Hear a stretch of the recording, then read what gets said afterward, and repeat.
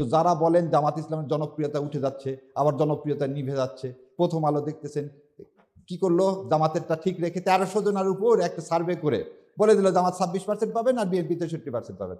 ওনারা 63 কেন, ওনারা 93 দেখ, কারণ ফয়সালা প্রথম আলোর হাতে না, ফয়সালা হচ্ছে মালিকুল মুলকের হাতে। তো মালিকুল মুলক যদি ভাবে যে জামাতে ইসলাম আজকে উপযুক্ত এবং জামাত ইসলাম ইনশাল্লাহ এ দেশ চালাতে সক্ষম, তাহলে অবশ্যই নিয়ে যাবেন। এবং পৃথিবী কেন, আসমান জমিনে কারো শক্তি নেই আমাদেরকে এই মিজানকে কি করা, আটকায় রাখা। কারণ হাসরের মধ্যে একমাত্র মিজানই থাকবে, ওখানে ধানের শীষও থাকবে না, নৌকাও থাকবে না, লাঙ্গলও থাকবে না। তো আমরা এমন একটা প্রতীক নিয়ে কাজ করি যেটা দুনিয়া এবং আখিরাত দুই জায়গাতেই উপকারী। দ্বিতীয় একটা কথা বলি, অনেকে আমাকে টক শো নিয়ে বলে আপনি খুব জোরে জোরে কথা বলেন, চিল্লায় কথা বলেন, রাগ করে। 17 বছর মিথ্যা শুনতে শুনতে কান দুইটায় ধাপা পড়ে গেছে। ধাপা পড়া বোঝেন, আমাদের নর্থ বেঙ্গলের লোক বলে যে অনেক সময় কানে উপরে যখন উঠবেন দেখবেন কান বন্ধ হয়ে যায়। তা আমাদের কান বন্ধ হয়ে গেছে। আর যাদের যাদের কান খোলা ছিল তারা ছিল হচ্ছে আয়নাঘর। তো আজকে যারা এই বাংলাদেশের জমিনে যে মানুষগুলো আছে, এই মানুষগুলোর কানে ধাপা আছে, এবং ধাপা পড়া লোক হলে জোরে কথা বলতে হয়, নাহলে তার কানের মধ্যে সেটা প্রবেশ করানো খুব কঠিন হয়ে যায়। সেই জন্যে আল্লাহ সুবহানাহু ওয়া তাআলার কাছে আমি সবসময় দোয়া করি, রব্বিশ ইশরাহ লি সাদরি ওয়াসসির লি আমরি ওয়াহলুল উকদাতান মিন লিসানি ইয়াফকাহু কাওলি। আমার কণ্ঠকে ইসলামের জন্য এমন করে দাও যে ওই কানের ছিদ্র আবার ভেদ না, ওই কান পর্যন্ত যেন পৌঁছা দেয়। ছিদ্র আবার ভেদ করে দিলে তো ছসা হয়ে যাবে। সো ওই পর্যন্ত পৌঁছা দিক, যাতে আল্লাহ এই জমিনে ইসলামকে কায়েম করে। আর আরেকটা জিনিস আপনাদের সবাইকে সবার মাধ্যমে বলি, আওয়ামী লীগের ভোট বলে কিছু নেই, মুসলিম লীগের ভোট বলে কিছু নেই। আমরা একটা ভোটের রাজনীতিতে আমরা বিশ্বাস করি না। আমরা কিসে বিশ্বাস করি? ক্ষমতার মালিক, সার্বভৌম ক্ষমতার মালিককে মালিকুল মুলক কে আল্লাহ সুবহানাহু ওয়া তাআলা। আর সূরা আল ইমরানে কি বলতেছেন? আমি যাকে ইচ্ছা তাকে ক্ষমতা দিব, যাকে ইচ্ছা তার কাছ থেকে ক্ষমতা কেড়ে নিব। আমরা কি 24 সালে জানতাম শেখ হাসিনা এইভাবে পালায় যাবে? সত্য কথা কি, আমরা কেউ জানতাম না। গত 15 বছর জামাত বিএনপি সবাই মিলে আন্দোলন করছি, একটা বালির ট্রাক পর্যন্ত সরাতে পারেনি। আর আল্লাহর ইচ্ছায় আল্লাহ এমন মাঠ তৈরি করে দিলেন যে পৃথিবীর ইতিহাসে সমস্ত সংসদ সদস্য, মন্ত্রী, মসজিদের খতিব পর্যন্ত দেশ ছেড়ে পালায় যায়। তাহলে আল্লাহ কি করতে পারেন? তার উদাহরণ আল্লাহ সব সময় দিচ্ছেন। কিভাবে দিচ্ছেন? নূহ আলাইহিস সালামের সময় দিচ্ছেন, আল্লাহ কাছে লূত আলাইহিস সালামের সময় দিচ্ছেন।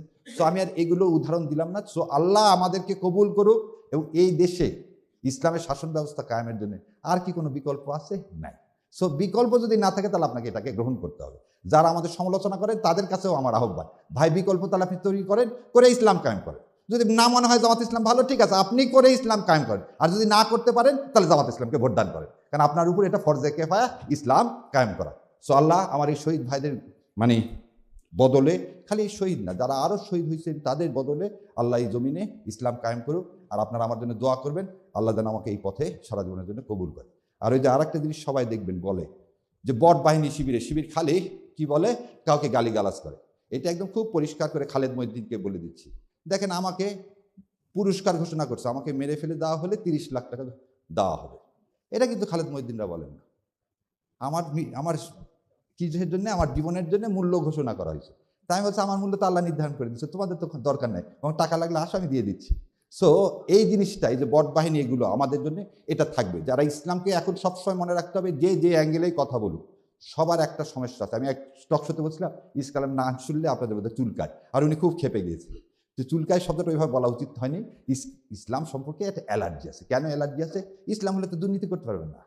প্রথম জিনিসটা কি? ইসলাম হলে আপনি তো দুর্নীতি করতে পারবেন না। ইসলাম হলে অন্যের হক নষ্ট করতে পারবেন না। ইসলাম হলে 72 থেকে 75 সালে বাংলাদেশের কোনো সম্ভ্রান্ত পরিবারের মেয়েরা স্কুল কলেজে যেতে পারেনি। আর ইসলাম প্রতিষ্ঠা হলে একটা মেয়ে রাত 12টা হোক, 1টা হোক, যখন যাবে, আমাদের কোনো বোনের দিকে কেউ ফিরেও তাকাবে না। এই সমাজ কি ইন্ডিয়া প্রতিষ্ঠিত করতে দিতে চায়? না। আমরা কি হক চাই? আমরা জাকাত ভিত্তিক হক চাই। আজকে বলেন তো, যার জমি জমা নাই তাকে ব্যাংক টাকা দিবে? কর্জে হাসানা বলে কিছু আছে কোনো ব্যাংকে? নাই। আর জাকাত ভিত্তিক সমাজ হলে যার নাই তাকে টাকা দেওয়া হবে, যার টাকা আছে তারপর ডবল টাকা নেওয়া হবে। এই তো ইসলাম। তো যার টাকা আলাদা কি করবেন? ওই প্রথম আলোকে ইউজ করবেন যাতে ইসলাম কায়েম না হয়। সো আল্লাহ এটা আমাদেরকে বোঝার তৌফিক দেখ, আমাদেরকে কবুল করুক, বাংলার জমিনে ইসলাম কায়েম হোক। আসসালামু আলাইকুম রহমতুল্লাহ বারাকাতুহু।